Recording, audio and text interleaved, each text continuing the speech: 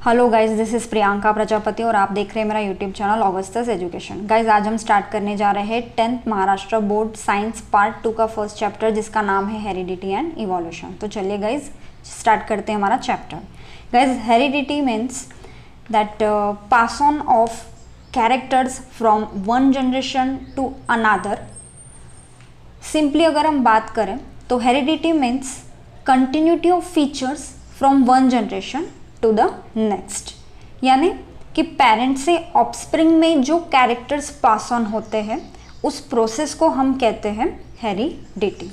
अब इस transfer of characters के बारे में फर्स्ट टाइम हमें बताया ग्रिगोर मेंडल ने, जिन्हें हम आज फादर ऑफ जेनेटिक्स भी कहते हैं।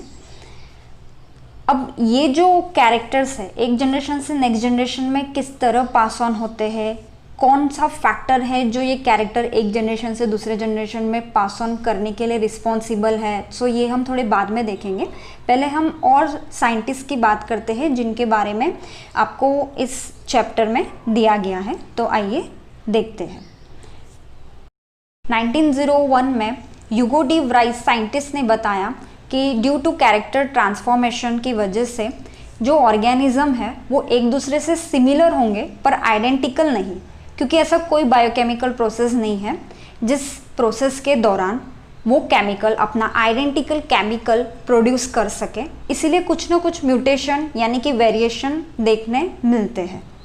1902 में Walter and Sutton observe the pair of chromosomes in the cell of grasshopper. Sutton और वॉल्टर नाम के जो दो साइंटिस्ट थे, इन्होंने क्रोमोसोम्स के पेयर ऑब्जर्व किए ग्रासहॉपर के एक सेल में। इससे पहले क्रोमोसोम्स के बारे में किसी को इन्फॉर्मेशन नहीं थी। 1944 में scientist Oswald Avery, Maclyn McCarty and Colin MacLeod ने ये प्रूव किया कि एक्सेप्ट वायरसेस बाकी सारे लिविंग ऑर्गेनिजम्स में DNA as a genetic material होता है, जबकि वायरसेस में आरएनए होता है। 1961 में French geneticist Francois Jacob and Jacques Monod ने प्रोटीन सिंथेसिस प्रोसेस का with the help of DNA एक बैक्टीरियल सेल में मॉडल प्रपोज किया। जब हम बात करेंगे कि ये जो ट्रांसफॉर्मेशन ऑफ कैरेक्टर है जो एक जनरेशन से दूसरे जनरेशन में होता है, सो इस ट्रांसफॉर्मेशन ऑफ कैरेक्टर के लिए कौन सा फैक्टर है जो रिस्पॉन्सिबल है? तो गाइज ये फैक्टर है जीन्स। सो जीन्स क्या होते हैं अब हम ये देखेंगे। गाइज आपको पता है सेल में एक होता है साइटोप्लाज्म और एक होता है न्यूक्लियोप्लाज्म। न्यूक्लियोप्लाज्म में न्यूक्लियोलस और कुछ क्रोमैटिन मटेरियल्स प्रेजेंट होते हैं। वो क्रोमैटिन मटेरियल्स और कुछ नहीं बल्कि डीएनए होते हैं। अब जब इन डीएनए के स्ट्रक्चर की अगर हम बात करें तो इन डीएनए स्ट्रक्चर पर जो पर्टिकुलर पार्ट होगा या सेगमेंट होगा, उस सेगमेंट पे प्रेजेंट होते हैं genes. Genes are actually units of heredity which transfer characteristics from parents to their offspring during reproduction. Genes always works in pair. Genes वो फैक्टर है जो डिसाइड करेगा कि जो ऑर्गेनिज्म है उसका अपीयरेंस कैसा होगा। अब गाइज जीन्स ट्रांसफॉर्मेशन प्रोसेस में प्रोटीन सिंथेसिस की ज़रूरत होती है, तो पहले हम देखेंगे प्रोटीन सिंथेसिस प्रोसेस को समझने के लिए पहले हम समझेंगे difference between DNA and RNA. Guys ये दोनों और कुछ नहीं न्यूक्लिक एसिड्स होते हैं। डीएनए डबल स्ट्रैंडेड स्ट्रक्चर होता है, वही आरएनए सिंगल स्ट्रैंडेड स्ट्रक्चर होता है। DNA stands for deoxyribonucleic acid, वही RNA stands for ribonucleic acid. यानी ही जो स्ट्रक्चर है डीएनए का उसमें एक शुगर मॉलिक्यूल, एक नाइट्रोजनस बेस और एक फॉस्फेट ग्रुप होता है। तो यहाँ डीएनए में जो शुगर मॉलिक्यूल है वो डीऑक्सीराइबोज शुगर है। अगर हम आरएनए की बात करें तो इसमें भी होता है एक sugar molecule, nitrogenous base and phosphate group. RNA में जो शुगर होती है वो राइबोज शुगर होगी। अब नाइट्रोजनस बेस की अगर हम बात करें तो डीएनए में नाइट्रोजनस बेसेस होते हैं adenine, guanine, thymine and cytosine. वही आरएनए में एडेनिन, गुआनिन, साइटोसिन, थायमिन की जगह यूरैसिल होगा। अब गाइस इस प्रोसेस में एडेनिन जो है वो बेस पेयर बनाता है थायमिन के साथ और साइटोसिन जो है वो बनाएगा गुआनिन के साथ। सिर्फ फर्क इतना है कि आरएनए में जब बेस पेयर तैयार होंगे तो एडेनिन से थायमिन नहीं यूरैसिल जुड़ेगा और साइटोसिन से गुआनिन ही जुड़ेगा। गाइस 3 टाइप्स के आरएनए होते हैं, mRNA, tRNA एंड rRNA, जिनके अलग अलग फंक्शंस हैं जो हम इस प्रोटीन सिंथेसिस प्रोसेस में सीखेंगे। सिंथेसिस प्रोसेस में 3 स्टेप्स होते हैं, ट्रांसक्रिप्शन, ट्रांसलेशन एंड ट्रांसलोकेशन।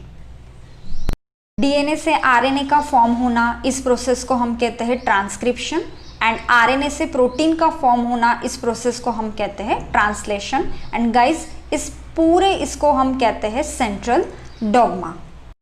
अब गाइस ट्रांसक्रिप्शन प्रोसेस में क्या होगा, न्यूक्लियस में जो डबल स्ट्रैंडेड डीएनए प्रेजेंट है उसका एक स्ट्रैंड कॉपी किया जाएगा mRNA के थ्रू। mRNA क्या करेगा, डीएनए के एक स्ट्रैंड पे जो न्यूक्लियोटाइड्स प्रेजेंट है उसके कॉम्प्लीमेंट्री न्यूक्लियोटाइड्स की एक चेन तैयार करेगा और न्यूक्लियस में से बाहर आ जाएगा साइटोप्लाज्म में। अब जब mRNA सारी इंफॉर्मेशन कोड के फॉर्म में लेकर न्यूक्लियस से साइटोप्लाज्म में आ जाएगा तो वहाँ राइबोसोम्स आकर उस mRNA को बाइंड हो जाएंगे। अब जो इंफॉर्मेशन mRNA डीएनए से लाया है वो ट्रिपलेट कोड के फॉर्म में है। ट्रिपलेट मीन्स 3 के पेयर्स में यहाँ कोड है। अब इस प्रोसेस को हम कहते हैं ट्रांसक्रिप्शन। अब हम देखेंगे what is translation. Translation process में क्या होगा, जो 3 के फॉर्म में कोड्स mRNA पर प्रेजेंट है जिसे राइबोसोम ने बाइंड किया हुआ है, वहाँ उस कोड को डिकोड करने के लिए नंबर्स ऑफ tRNA प्रेजेंट होते हैं। वो tRNA अपने अपने एंटीकोड्स के हिसाब से उस कोड्स पर बाइंड हो जाएंगे और उस कोड को डिकोड करेंगे। अब जैसे ही वो कोड डिकोड हो जाते हैं तो tRNA के टिप पर जो अमाइनो एसिड्स प्रेजेंट है वो अमाइनो एसिड्स वहाँ से रिलीज हो जाते हैं और ऐसे 1 बाय 1 हर ट्रिपलेट कोडॉन्स का डिकोडिंग स्टार्ट रहता है उस mRNA स्ट्रिप पर।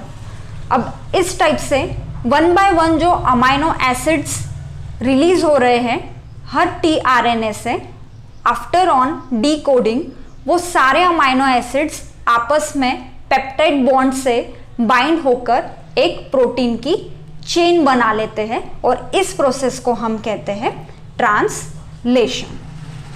देखेंगे ट्रांसलोकेशन प्रोसेस। इस प्रोसेस में क्या होता है कि जो एक tRNA मॉलिक्यूल है जिसने mRNA के ट्रिपलेट कोड को डिकोड किया है, आफ्टर ऑन डिकोडिंग ये जो राइबोसोम है नथिंग बट जो rRNA है वो मूव करता है नेक्स्ट tRNA मॉलिक्यूल के पास।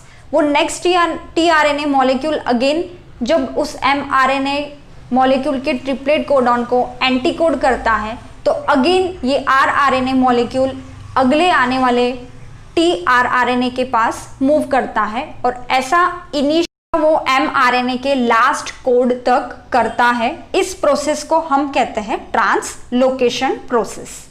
अब गाइज इन प्रोसेसेस के दौरान कभी कभी क्या होता है, जीन्स के न्यूक्लियोटाइड्स की पोजीशन में कुछ चेंजेस देखने मिलते हैं जिस वजह से माइनर वेरिएशन हो जाते हैं उस पर्टिकुलर स्पीसीज में और इसको हम कहते हैं म्यूटेशन। और बहुत सारी बार इस म्यूटेशन की वजह से कुछ जेनेटिक डिसऑर्डर सामने आते हैं जैसे कि sickle cell anaemia.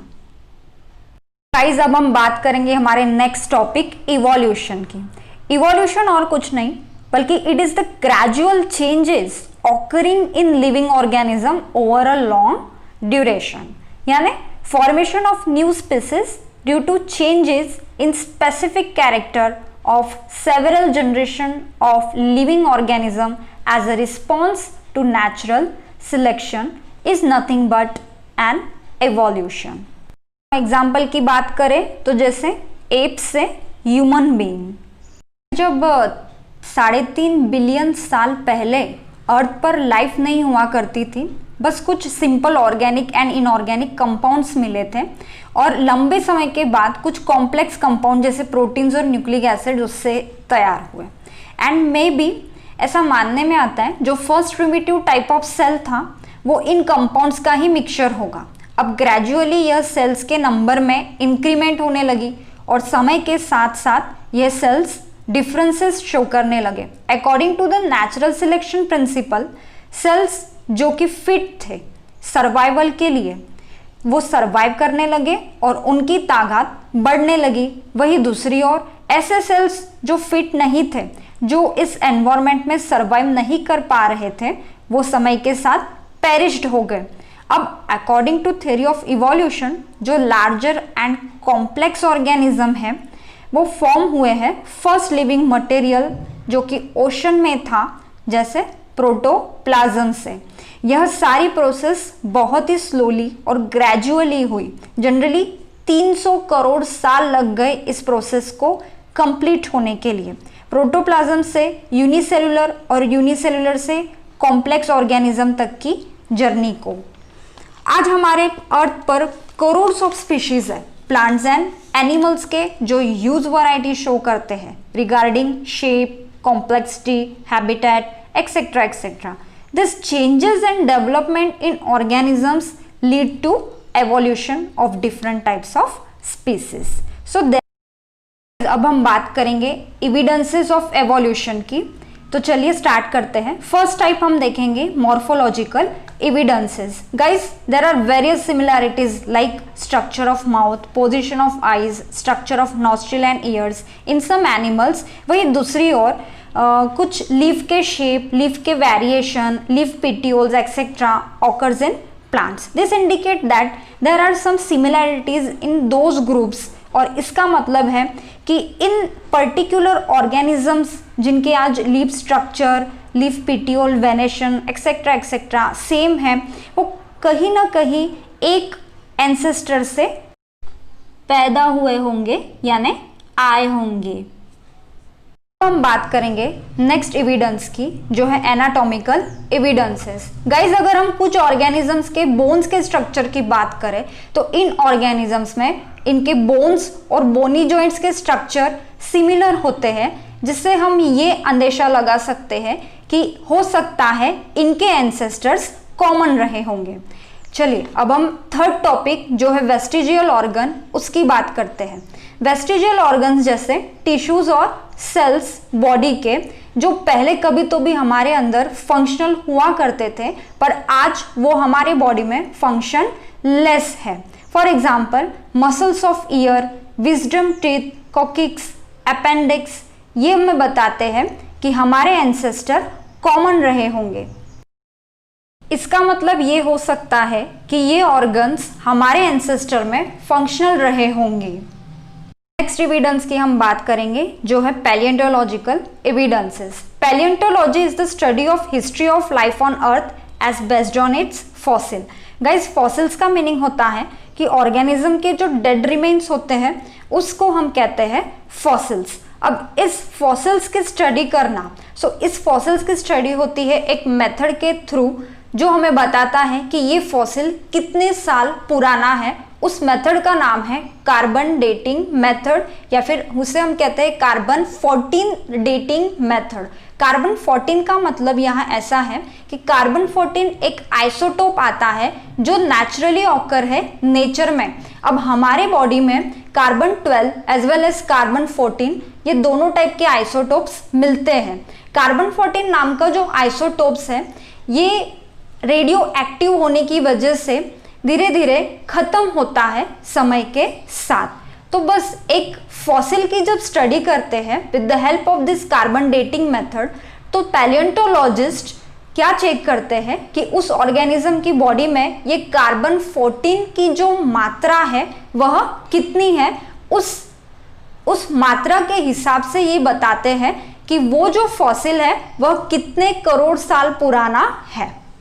Next evidence है कनेक्टिंग लिंक। इसका मतलब होता है कि कुछ ऑर्गेनिजम्स आपस में मॉर्फोलॉजिकल कैरेक्टर्स सेम बताते हैं, यानी कि इस वजह से हम उन ऑर्गेनिज्म को 2 डिफरेंट ग्रुप से रिलेट कर सकते हैं। मॉर्फोलॉजिकल कैरेक्टर का मीनिंग होता है फिजिकल अपीयरेंस। अब इसका एग्जाम्पल हम लेंगे archaeopteryx. Archaeopteryx is a connecting link between bird and reptile. Like birds उसमें फीदर्स होते हैं and like reptiles it has long tail as well as claws. इसका मीनिंग है मतलब ये इंडिकेट करता है जो बर्ड्स है वो कहीं ना कहीं रेप्टाइल से इवॉल्व हुए हैं। अब नेक्स्ट एविडेंस की बात करते हैं जो है एम्ब्रियोलॉजिकल एविडेंसेस। दिखाए गए पिक्चर में अगर हम सारे वर्टिब्रेट्स के इनिशियल एम्ब्रियोनिक स्टेजेस की बात करें तो सब काफ़ी हद तक बिल्कुल सेम दिख रहे हैं। इसका मतलब है कि इनके एंसेस्टर्स कॉमन रहे होंगे। अब हम बात करते हैं Darwin's theory of natural selection की। इस थ्योरी के बारे में डार्विन ने अपनी एक book titled origin of species में भी बताया है। इस थ्योरी में डार्विन कहना चाहते हैं कि ऐसे स्पीशीज जो नेचर के हिसाब से फिटेस्ट हैं, जो अपने सर्वाइवल के लिए दूसरे स्पीशीज के साथ कंपटीशन करना जानते हैं, जो मॉडिफाई करते हैं अपने आप को समय के साथ साथ, सिर्फ ऐसे ही ऑर्गेनिजम्स जिंदा रहेंगे, सर्वाइव करेंगे और बाकी रेस्ट पेरिश हो जाएंगे। चलिए ये देखते हैं एक एग्जाम्पल के थ्रू। डार्विन ने एक गैलापागोस नाम के आइलैंड पर कई समय तक फिंचेस पर स्टडी की। वहाँ उन्होंने देखा कि ज़मीन पर फूड खत्म होने पर लंबी चोंच वाली चिड़ियाएं आराम से ज़मीन के नीचे से छोटे छोटे वर्म्स पिक कर खा लेती है। वही छोटी चोंच वाली फिंचेस यानी चिड़िया ऐसा नहीं कर पाती है, जिस वजह से वो भूखी रह जाती है और समय के साथ साथ उनकी ताकत कम होती है एंड फाइनली छोटी चोंच वाली चिड़ियाएं भूखे रहने की वजह से पेरिश हो जाती है। सो यहाँ पर डार्विन के मुताबिक जो लंबी चोंच वाली चिड़िया है वह नेचर के हिसाब से फिट है, क्योंकि वो ज़मीन के नीचे से कीड़े लेकर खाकर जिंदा रह सकती है और अपनी ताकत बढ़ा सकती है।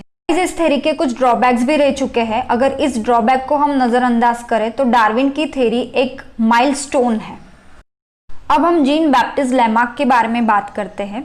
इनकी थ्योरी जिसे हम लैमार्किज्म भी कहते हैं, इनका ऐसे मानना है, इन्होंने अपनी थ्योरी में ऐसे कहा है कि जो एक्वायर्ड कैरेक्टर है वह एक जनरेशन से दूसरे जनरेशन में पास ऑन होते हैं। इसीलिए जो छोटे गर्दन वाले जिराफ थे, समय के साथ साथ वह उस लंबे पेड़ों से पत्तियां खाने की प्रैक्टिस करने में उनकी गर्दन लंबी हो गई और यही कैरेक्टर वो एक जनरेशन से दूसरे जनरेशन में पास करते चले गए। पर ऐसा नहीं है। जब इस थ्योरी को रियल में अप्लाई किया गया, कुछ माइस लिए गए, उनकी टेल काट दी गई और उन माइस को आपस में रिप्रोड्यूस करवाया, तो उनसे जो प्रोजेनी मिले, जो नए स्पीसीज मिले, उनमें टेल थी। इसका मतलब है कि लैमार्किज्म आज हम यूज नहीं करते हैं। ये थ्योरी एक डिस्प्रूव्ड थ्योरी है। अब हम बात करेंगे स्पीसिएशन की। Speciation means it is the evolutionary process by which populations evolve to become distinct species. Again हम एग्जांपल के थ्रू ही बात करेंगे। दो माउंटेन है, दो माउंटेन एक दूसरे से सेपरेटेड है रिवर के थ्रू। इस माउंटेन पे कुछ बीटल्स रहती है जो उस माउंटेन पे उस बैरियर की वजह से जा नहीं पाती है, पर एक दिन इन बीटल्स में से एक बीटल उधर साइड चली जाती है। अब उधर साइड जो बीटल्स है वो सारे के सारे रेड है कलर में और ये जो बीटल है जो इसका कलर ग्रीन है। अब ये धीरे धीरे उनके बीच में खाती है, रहती है और उनके साथ सरवाइव करना सीख जाती है। अब ये धीरे धीरे रिप्रोड्यूस भी करेगी उन रेड बीटल्स के साथ। सो एक नया स्पीसीज जिसका कलर है ऑरेंज इवॉल्व होगा। सो ये जो नया स्पीसीज है ऑरेंज बीटल, इसी को हम कहते हैं स्पीसिएशन। अब हम बात करेंगे ह्यूमन इवोल्यूशन थ्योरी पर। 7 करोड़ साल पहले डायनासोर्स अर्थ से डिसअपियर हो गए। मॉडर्न लेम्यूर से मंकी लाइक एनिमल्स आने लगे और 4 करोड़ साल पहले अफ्रीका में जो मंकी थे वह इवॉल्व होने लगे। उनकी टेल डिसअपियर होने लगी और उन्हीं को इजिप्टोपाइथिकस ऐसे कहा गया। अब धीरे धीरे ये इजिप्टोपाइथिकस से एप्स इवॉल्व होने लगे और फिर ये एप्स में ब्रेन एंड हैंड्स इवॉल्व होने लगे, यानी कि इनके हैंड और ब्रेन में पहले के मुकाबले अब ज़्यादा इम्प्रूवमेंट थी। कुछ समय बाद ये apps south and north east Asia पहुँचे एंड फाइनली उनका इवोल्यूशन गिबन एंड ओरेंगेटन में हुआ। 2.5 करोड़ ईयर्स एगो जो अनइवॉल्व एप्स थे अफ्रीका के, उनमें इवोल्यूशन होने लगा और वो इवॉल्व हो गए गोरिल्ला एंड चिंपांजीज में। अब ये गोरिल्ला और चिंपांजी अपने हैंड्स का यूज करने लगे। अब और इस स्पीशीज को हम कहते थे Dryopithecus. About 2 crore years ago first human like animal with erect posture evolve and it is known as Ramapithecus. अब 40 लाख साल पहले रामापाइथिकस साउथ अफ्रीका माइग्रेट हुए और इनके साइज में और ब्रेन में इवोल्यूशन देखने मिला और इस स्पीशीज को हम कहते हैं ऑस्ट्रेलियोपाइथिकस। अब 20 लाख साल पहले ये स्पीशीज होमोजीनस जैसे दिखने लगे और इनको स्किल्ड ह्यूमंस बोला गया। अब 15 लाख साल पहले चाइना और इंडोनेशिया में स्ट्रेट पोस्चर वाले वॉकिंग ह्यूमन बींग्स देखने मिले और उन्हें हम man walking with erect posture कहते थे। अब जनरली 1 लाख साल पहले upright man with developed brain evolve हुआ। कुछ 50,000 साल पहले मैन का ब्रेन फुल्ली इवॉल्व हो गया और इसे हम क्लास वाइज मैन यानी ही नेंदरथल मैन बोलने लगे। क्रो-मैग्नन मैन भी 50,000 साल पहले ही इवॉल्व हुए थे। अब ये Neanderthal man agricultural practice, cattle rearing और सिटीज एस्टैब्लिश करने लगे। 5,000 साल पहले राइटिंग का इन्वेंशन हुआ और यहाँ से हिस्ट्री की शुरुआत हुई। 400 साल पहले मॉडर्न साइंस का इवोल्यूशन हुआ, यानी ही कि अब हम बहुत सारे स्पीशीज का नॉमेनक्लेचर कर चुके थे और बहुत सारे डिसीज पर रेमेडीज एंड मेडिसिन भी थे। 200 साल पहले इंडस्ट्रीज का एस्टैब्लिशमेंट हुआ। आई होप आपको आज का लेक्चर अच्छा लगा हो। अगर आप मेरे चैनल पे नए हैं तो मेरे चैनल को सब्सक्राइब कीजिए। मेरे वीडियो अगर अच्छी लगी हो तो वीडियो को लाइक कीजिए, अपने फ्रेंड्स के साथ शेयर कीजिए एंड बेल आइकन प्रेस करना ना भूलें।